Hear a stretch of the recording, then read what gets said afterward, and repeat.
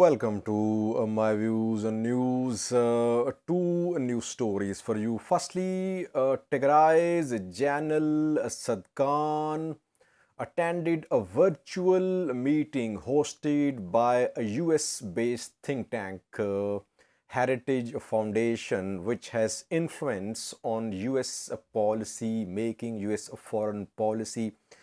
The meeting was attended by some former ambassadors, some members of Amhara and Oromo diaspora organizations. There, Sadkan shared some details of how many soldiers are fighting on all sides, what type of support is being provided by Eritrean military in this war, what is going to be likely outcome of this war, what is TDF's assessment. Very important meeting. We will try to analyze what Sadkan said. And secondly, viewers, Eritrea has one of the largest potash reserves in the world. But for years, extraction of this potash has been delayed due to financial constraints. Eritrea has been under sanctions as well.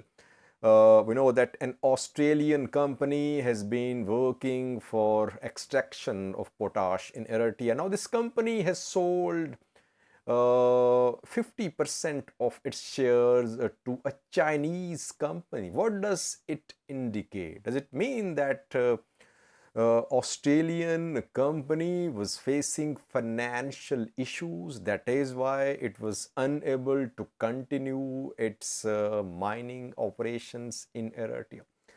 Firstly, we are Sadkan, top TDF general, member of Tigray's Central Command, virtually attended a Zoom meeting hosted by Heritage Foundation. Heritage Foundation is a US based think tank, not an ordinary think tank. It has close ties with US government officials. Its representatives appear at Senate and Congress sessions, and this think tank has influence on US foreign policy. Who attended this Zoom meeting? Sadkan was there. Tibor, former US ambassador to this region, to the Horn of Africa, was there. From Amhara and Oromo ethnic groups, there were some diaspora organization representatives there. Sadkan briefed the participants for around 30 minutes. Then some participants asked questions. What did he say? Firstly, for the first time, we know how many soldiers are fighting on all sides. Sadkan says that around 1 million soldiers are involved in this war. Tigray has it has 250,000 soldiers actively involved in this war, and 750,000 soldiers are from Eritrea and Ethiopia. Ethiopian National Defense Force, Amhara forces, Republican Guards, Commando Brigades, Eritrean Defense Force. Second, he said that Eritrean military is providing mechanized support, logistical support, main mechanized support for this war on Western Front and Eastern Front is being provided by Eritrean military. It's very clear that in Afar there is only Eritrean military. There's not lots of deployments of ENDF. And on Eritrea side, obviously, Eritrean artillery pieces, tanks are being deployed and used. And some ENDF military heavy weapons have also been transferred to Eritrea. We have reported some flights between Addis Ababa and Eritrea in recent days. Secondly, he talked about Russian support, that Russia was supporting Eritrea. Though it could be a way of gaining support from the US, that since Russia is supporting Eritrea, US should support Tigray.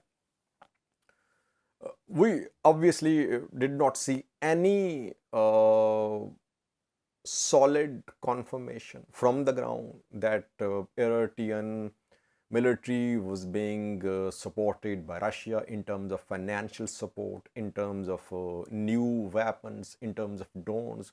Russia does not have quality combat drones, in terms of Russian Wagner fighters. But Sadgan said that Russia helping Eritrea.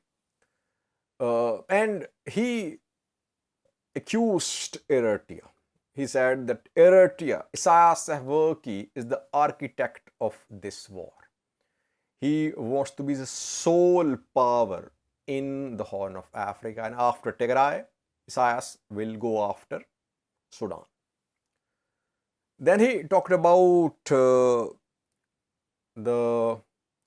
battlefield situation. He described different fronts where fighting is ongoing.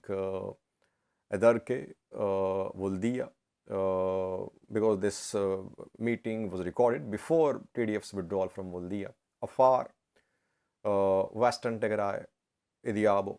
He confirmed again that Eritrean forces had suffered heavy losses in their offensive towards Tigray from Afar. Then he talked about 3 direct sessions of talks between Ethiopian and Tigray authorities.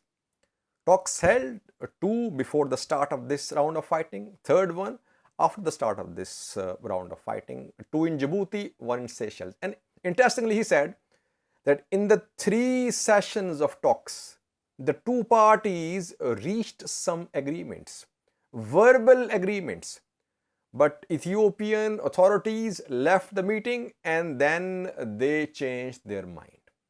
So there were some unsigned verbal agreements reached in the last 3 direct sessions of talks, but the verbal agreements could not translate into written agreements.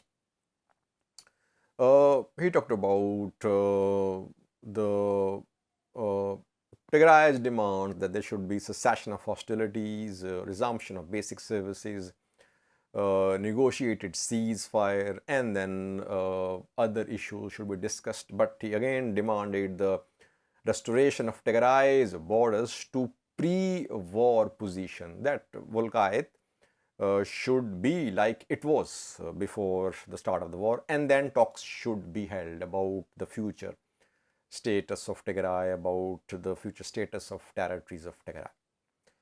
Interestingly, he was asked a question about the outcome of this war.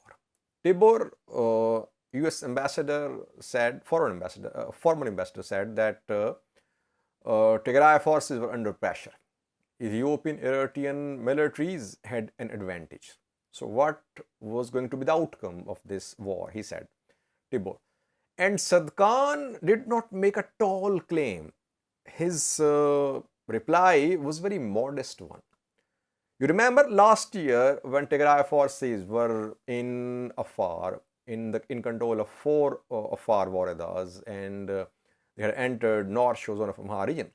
Back then, Sadkan had said that there was no force between Tigray Defense Force and Addis Ababa. There was no one to talk to. A very tall claim made by Sadkan last year. This time, he is modest. He said, no one can predict the outcome of this war. But no matter what happens, Tigray will keep on fighting. Tigray will make adjustments. People of Tigray will adjust to the present circumstances, but they will never surrender. Interestingly, he said, surrender means extermination. We must understand this point of view, viewers.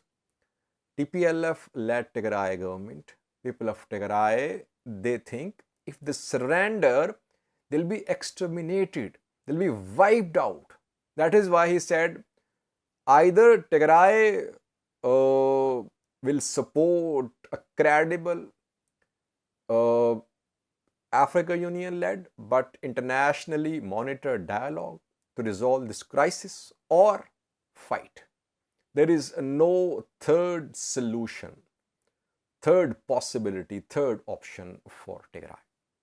So obviously he was modest. It means that he did not make tall claims like Tigray was going to Tigray forces were going to reach Addis Ababa, they were going to reach Asmara. No, that just shows that TDF is gradually coming under pressure. But as we have been saying, that TDF might lose cities in Tigray, but it will not be end to this war.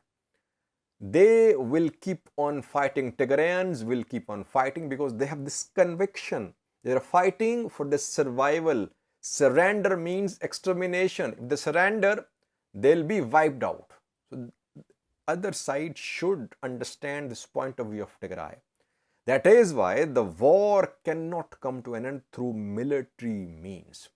But Said Khan's modest views about battlefield strength of TDF shows that TDF is definitely under pressure. That is why TDF withdrew from Wallo. Secondly, viewers, Eritrea has one of the largest potash reserves in the world. But extraction of the potash mining delayed for years. More than a decade ago, an Australian company, Danakali, signed an agreement with Eritrean state-owned mining company Namco. But we have not seen start of substantial amount of potash extraction from Eritrean potash mines.